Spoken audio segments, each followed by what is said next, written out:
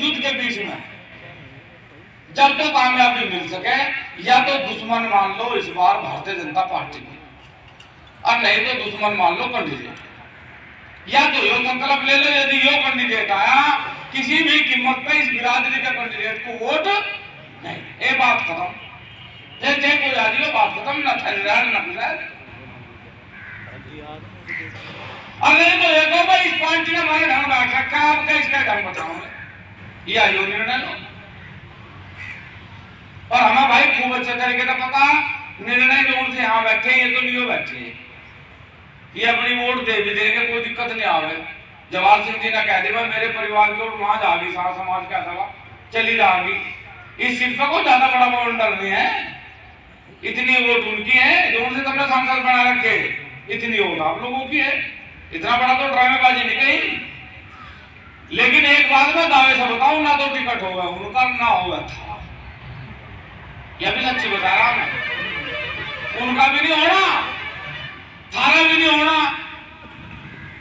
फिर कहां जाओगे? इस पर भी तो विचार करना पड़ेगा।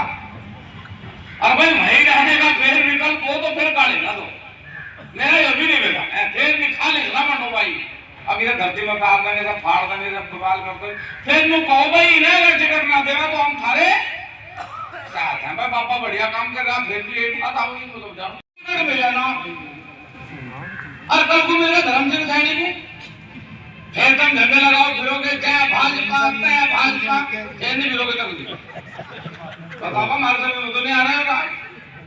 और एक और बता दिए जो तुमने रागल अपना खाना चुनाव चुनाव चुनाव, हमारी बात है तो उठपटांग किसी की कैंच न करवा दो भाई, हमें पता चुनाव लड़ना कोई मामूली बात नहीं है, लोकसभा का चुनाव है जिस पर करोड़ों रुपए की संपत्ति हो सारे गांव में, वो भी नहीं जा पाता। कभी यहाँ किसी को भगा कर उसे सूली पे चढ़ा दो। ये चुनाव है, दो चीज तय कर लो, या तो भाजपा का मोह भंग करो, तभी तो समाधान होगा। भाई आप मीटिंग किस लिए कर रहे, या तो ये कहो भाई हमें टिकट देवे, हमें जो पार्टी टिकट देगी उसे वोट देंगे। 1% में किसी भी पार्टी ने टिकट नहीं दिया, फिर कहां जाओगे? बात सही है जी। भाई अगर तुम्हें किसी पार्टी ने टिकट नहीं दिया, समाधान हो जाओ,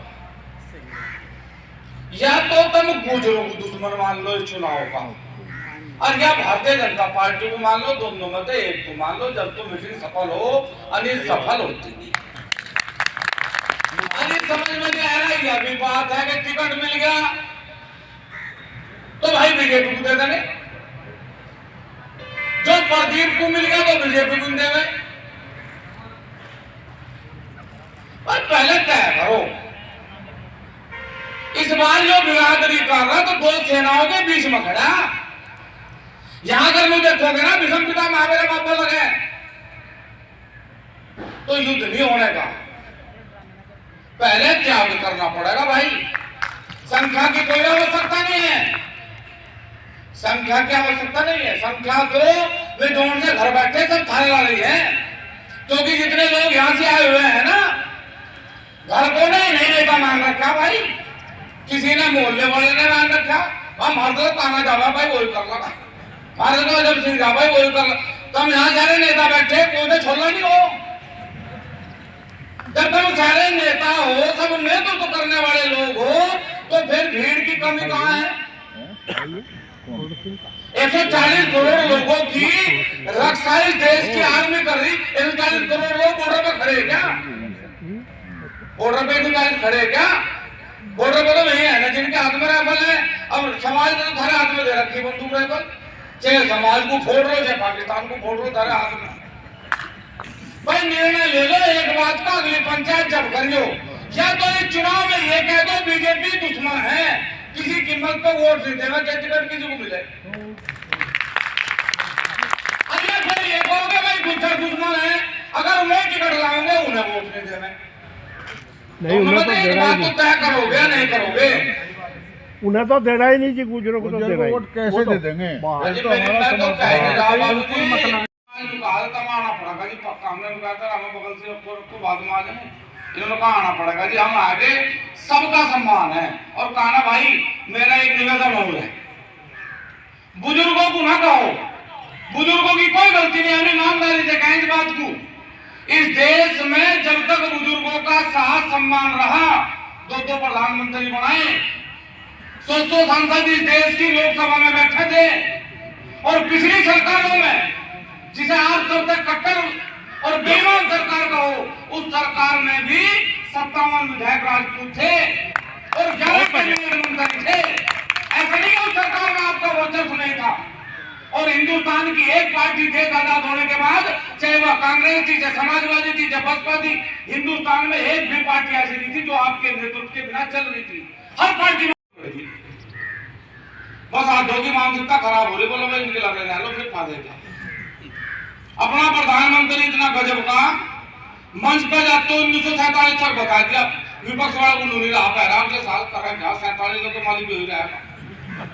तो क्या खराब कर, क्या मानसिकता खराब कर रखी विपक्ष की। आप लोगों से मेरा निवेदन है, एक निर्णय ले लो बस कि भाई यदि इस जाति के पार्टी का कोई भी कैंडिडेट यहां से 3 लोकसभाओं का आवागा उस वोट में एक निर्णय बस ये ले लो, फिर पार्टी के चक्कर में न पड़ो।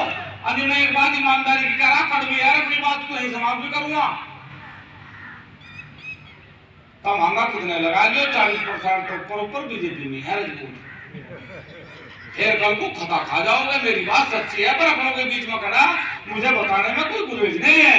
अगर बाबा ने एक फेरी आकर थारे सामने नु कह दी भाई मेरी इज्जत का सवाल है, मैं लोगों खाट पर उठ कर भाग जाएंगे, लोग ढूंढने नहीं पाएंगे। इसलिए निर्णय ये ले लो, यदि पार्टी का कैंडिडेट, अब ये छोड़ दो लोकसभा विधानसभा का मुजफ्फरनगर, ये मैसेज करो हिंदुस्तान की किसी सीट पे भी जाति का व्यक्ति चुनाव लड़ेगा तो राजपूत उसे वोट नहीं देगा। यही हो रहा है सब जगह। भाई हम ये कर नहीं सकते क्या? अरे एक बात बताओ, ये सबसे आसान है, ये सबसे आसान इसलिए है क्योंकि बिरादरी अपना मन बनाओ बैठी, जोन से यहाँ है वे भी और जोन से यहाँ नहीं है वे भी। इस बार कम भी ना कहियो, अगर ये टिकट लाओगे ना वोट देंगे तो ऐसा काम करो ना तो घरों का टिकट भूल जा। इन्हें देनी तो थारी टाइम में जीत है, टिकट कट का जब भी कमी जीतोगे, अब टिकट मिल गया मैं हारा नहीं, जब भी कमी जीतोगे मान सम्मान तो बच गया। बहुत बढ़िया जी।